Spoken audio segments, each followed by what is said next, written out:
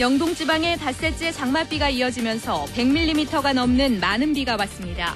비 피해도 조금 있었지만 여름 가뭄에서 벗어났다는 평가입니다. 어제에 이어 오늘도 폭우가 쏟아지면서 영서 지방이 초토화됐습니다. 도로가 잘리고 옹벽이 무너지는가 하면 산사태에 사람이 숨지고 주택이 무너졌습니다. 2014년 동계올림픽 개최지인 흑해연안의 작은 도시 러시아 소치가 동계올림픽 유치로 비약적인 발전을 이뤘습니다. 국가의 전폭적인 지원을 바탕으로 올림픽 성공 개최에 전념하고 있습니다. 철원에 이어 고성에서도 DMZ 세계평화공원 유치에 나섰습니다. 하지만 지역 간 갈등으로 흐르지 않기 위해 정부와 강원도의 조율이 절실합니다. 최근 들어 조명을 LED로 교체하는 곳이 늘고 있습니다. 기존 조명보다 전력 소모가 적고 수명도 길어 호응을 얻고 있습니다. 여러분 안녕하십니까? 뉴스데스크 강원입니다. 영동 지역에는 닷새째 장맛비가 이어져 150mm가 넘는 많은 비가 내렸습니다. 이번 비로 피해를 입은 곳도 있지만 동해안 지역은 여름 가뭄에서 벗어날 수 있게 됐습니다. 배연한 기자가 보도합니다. 토사 유출을 막기 위한 펜스 바깥으로 흙이 흘러 도로에 쌓였고 비탈길 농로는 흙탕물이 흐르는 물길로 변했습니다. 고랭지 배추와 감자밭에도 물길이 지나면서 생채기를 남겼습니다. 계곡 산등성이에서는 바위가 굴러내려 주차 차량을 덮쳤습니다. 벼락 때리고 막 새끼가 오니 자다 얘기를 못 들었어요. 소리 못 들으셨습니다. 아침 날새고 와보니 이제. 어제와 오늘 집중적으로 내린 장맛비에 농경지 침수와 도로 통제 등의 피해가 발생했습니다.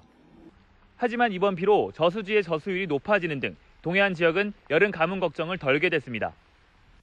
강릉시의 상수도 공급원인 오봉댐에 최근 저수율이 43%까지 떨어졌었지만 이번 장맛비로 65%까지 올랐습니다. 속초시도 피서철 물 부족 걱정을 덜었고 강릉시의 제한급수 계획도 취소됐습니다. 30% 갔을 때에는 제한급수로 할 계획이었었고요. 네. 지금 이제 60% 선상에 이제 왔기 때문에 제한급수까지는 염려를 안 해도 될 상황인 것 같습니다, 지금은. 기상청은 이번 장맛비는 내일 하루 소강 상태를 보이다 수요일부터 다시 내릴 것으로 내다보고 있어 비 피해 우려 지역 주민들은 각별한 주의를 기울이셔야겠습니다. MBC 뉴스 배연한입니다. 한편 엎친 데 덮친 격으로 영서 지역에는 어제에 이어 오늘도 폭우가 쏟아졌습니다. 고속도로와 자전거 도로는 여지없이 파손됐고 가축 피해도 잇따랐습니다. 백승호 기자의 보도입니다. 북한강 옆으로 난 자전거 도로가 완전히 잘려나갔습니다. 도로를 지탱하던 옹벽까지 무너져 또 붕괴될까 아찔합니다. 군데군데 유실된 자전거 도로만 130m에 이릅니다. 더 이상의 유실을 막는 그 차원에서 지금 더 내리는 비에 의해서 더 쓸려 내려가는 것을 지금 방지하고자 합니다. 죽은 병아리가 여기저기 쌓여 있습니다. 치우지 못한 병아리도 바닥에 수두룩합니다. 양계장 바로 옆 배수로에서 물이 넘쳐 두 동이 침수돼 8,000마리가 폐사했습니다. 바로 부화해가지고 나온 병아리이기 때문에 물만 닿으면 자체적으로 면역력이 없기 때문에 그냥 바로 폐사가 나는 거죠. 오늘 낮 12시 45분엔 중앙고속도로 홍천 IC 부근에서 또 산사태가 났습니다.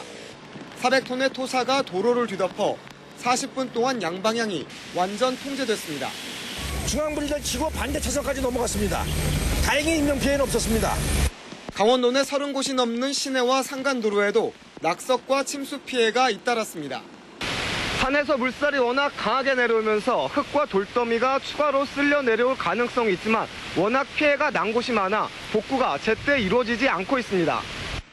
강원도에 닷새째 내린 물폭탄으로 한 명이 산사태로 숨지고 주택 180여 채가 물에 잠기거나 파손됐습니다. MBC 뉴스 백승호입니다. 다음 소식입니다. 2014년 동계올림픽 개최지인 흑해연안의 작은 도시 러시아 소치가 동계올림픽 유치로 비약적인 발전을 이뤘습니다. 국가의 전폭적인 지원을 바탕으로 올림픽 성공 개최에 전념하고 있습니다. 소치 현지에서 조성식 기자입니다. 인구 43만, 흑해 북동해안에 위치한 유명 휴양지 소치. 모스크바에서 비행기로는 2시간, 기차로는 30시간이 넘게 소요됩니다. 올림픽 유치 이후 10만 명 가까운 인구가 증가했고 경기장을 연결하는 철도와 300km가 넘는 도로도 개설됐습니다. Реконструкцию энергораспределительной сети и теплосети. До сентября месяца мы должны завершить все работы, связанные с реконструкцией энергосети и теплосети. 소치 동계올림픽은 국가의 전방위적 지원을 받고 있습니다. 평창의 5배에 달하는 50조 원가량의 막대한 비용이 투자되고 이 가운데 95% 이상을 국가와 주 정부가 부담하고 있습니다. 게다가 5개 빙상 경기장은 모두 국가에서 관리하기 때문에 사후 활용에 대한 고민도 없습니다. 경기시설 외에도 학교와 병원 설립까지 지원하고 있어 자치단체는 올림픽 개최에만 집중할 수 있습니다. 도로망 개설과 개최도시 정비 등에 인색한 우리 정부의 태도와는 상반되는 모습입니다. 올림픽 경기도 치르는 것도 중요하지만 관광객들이 와서 즐길 수 있는 문화 콘텐츠를 개발하는 게 중요한 것 같습니다. 볼거리, 먹거리, 즐길거리. 그러자면 도시 경관도 정비해야 되고 식당도 정비해야 되고. 국가의 든든한 지원 속에 소치는 올림픽 성공 개최와 지속적인 지역 발전이란 2마리 토끼 사냥에 나섰습니다. 소치에서 MBC 뉴스 조성식입니다. 철원군에 이어 고성군이 DMZ 세계평화공원 유치에 나섰습니다. 주민들의 에너지 낭비를 막고 지역 간 갈등으로 흐르지 않기 위해선 강원도와 정부의 조율이 필요하다는 지적이 일고 있습니다. 김인성 기자입니다. 고성군이 DMZ 세계평화공원 유치위원회를 구성하고 유치 전에 본격적으로 뛰어들었습니다. 고성군은 유치 당위성으로 세계 유일의 분단 자치단체로 평화를 염원하는 상징성을 갖췄고 금강산 육로 관광으로 남북 협력과 평화 통일의 시발점이 됐으며 한반도 최고의 자연생태 보고라는 점을 들고 있습니다. 또 정부가 이미 남북 고성군 일대에 DMZ 세계평화공원을 조성한다는 계획을 지난 2011년 접경지역 발전 계획에서 밝혔기 때문에 정책의 일관성을 갖춰야 한다고 주장했습니다. 특히 설악산과 DMZ, 금강산을 잇는 국제적인 관광 명소가 될 수 있는 데다 금강산 관광 중단으로 인한 영동 북부 지역의 피해를 상쇄하기 위해 국가 균형 발전 차원에서 입지 선정이 이루어져야 한다고 덧붙였습니다. 금강산 관광 중단으로 매우 어려운 이 지역 현실을 감안해서 우리 전 시민단체가 합심해가지고 꼭 우리 고성에 유치할 수 있도록 최선의 노력을 다하겠습니다. 이로써 DMZ 세계평화공원 유치전은 일찌감치 활동을 시작한 경기도 파주시와 연천군, 강원도 철원군과 함께 4파전 양상을 띠게 됐습니다. 특히 고성군과 철원군, 강원도와 경기도가 서로 자신이 최적지라고 주장하며 부딪히고 있어 지역 간 갈등이 빚어질 우려가 큽니다. DMZ 세계평화공원 유치를 향한 주민들의 에너지가 낭비되지 않고 지역 간 갈등 양상으로 흐르지 않기 위해 강원도와 정부의 적절한 조율이 필요할 것으로 보입니다. MBC 뉴스 김인성입니다. 낮에도 환하게 켜야 하는 조명들, 전력 소비가 만만치 않은데요. 계속되는 전력난에 LED가 대안으로 떠오르고 있습니다. 홍한표 기자가 보도합니다. 낮에도 환하게 조명을 켜야 하는 강릉시청 사무실. 요즘 천장마다 3개 중 1개꼴로 기존의 형광등 대신 LED 등으로 교체되고 있습니다. 전력 소비는 기존 64W에서 40W로 3분의 1가량 줄인 반면 밝기는 오히려 30% 정도 더 밝아졌습니다. 지난해 신축한 중앙동 주민센터는 조명을 아예 LED 등으로 모두 달았습니다. 시사라 기관을 포함해서 금년도까지 32% 교체율을 보이고 있습니다. 앞으로 향후 2020년까지 저희들 우리 행정기관에서는 100% 교체하는 걸로 지금. 전력 소비 감축 효과가 어느 정도인지 LED 생산업체를 찾아 실험해봤습니다. 220V의 전압을 동시에 줬을 때 10분이 지난 후 소비 전력을 측정한 결과 기존의 메탈 헬라이드 보안등은 180W, LED 보안등은 70W로 전력 소비가 2.5분의 1로 줄었습니다. 표면 온도를 재보니 LED 등은 약 30도, 메탈 헬라이드는 90도로 LED의 효율이 더 좋았습니다. 지금 나트륨 메탈 등 같은 경우에는 빛의 양이 약 55%밖에 효율이 안 나오는데 LED 등 같은 경우에는 약 100% 정도 효율이 나옵니다. LED의 또 다른 장점은 긴 수명으로 형광등과 비교해 4배 정도 오래 쓸 수 있습니다. 지난 2011년 많은 돈을 들여 천장의 조명을 LED로 바꾼 강릉중앙시장에서는 교체 효과를 톡톡히 보고 있습니다. 5년 동안 지나가도 한 번도 안 가려주고 앞으로도 몇만 시간 더 할 수 있다는 거, 그러한 편리도 있고 전기 전략도 될 수 있기 때문에.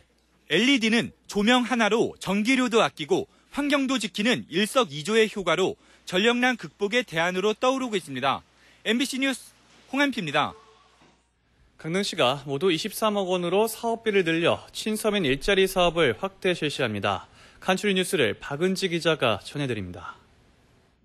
강릉시는 추경 예산 10억 원을 추가로 편성한 모두 23억 원을 들여 올해 544명의 공공 일자리를 마련했습니다. 이는 당초 목표 280명보다 264명 늘어난 수치로 지역경제 활성화와 정부의 일자리 창출 의지에 따른 겁니다. 속초시가 오는 2015년까지 동해안으로 통하는 영랑호와 청초호, 쌍천의 하수 관거 21km 구간을 빗물과 오수로 나눠 유입되는 분류식 관거로 정비하기로 했습니다. 고성군이 다음 달 14일까지 문화예술과 사회봉사, 체육진흥, 지역발전 등 4부문에 걸쳐 군민상을 추천받아 선발해 오는 9월 고성 군민의 날에 시상합니다. 오늘 오전 8시 40분쯤 강릉시 주문진읍의 한 리조트 사우나에서 불이 나 내부 30여 제곱미터가 전소되고 소방서 추산 4,500만 원의 재산 피해가 났지만 다행히 인명 피해는 없었습니다. 후반기 5경기째 무패 행진을 이어온 강원FC가 내일 오후 7시 강릉 종합경기장에서 리그 7위인 FC 서울과 K리그 클래식 19차전 경기를 치릅니다. MBC 뉴스 박은지입니다.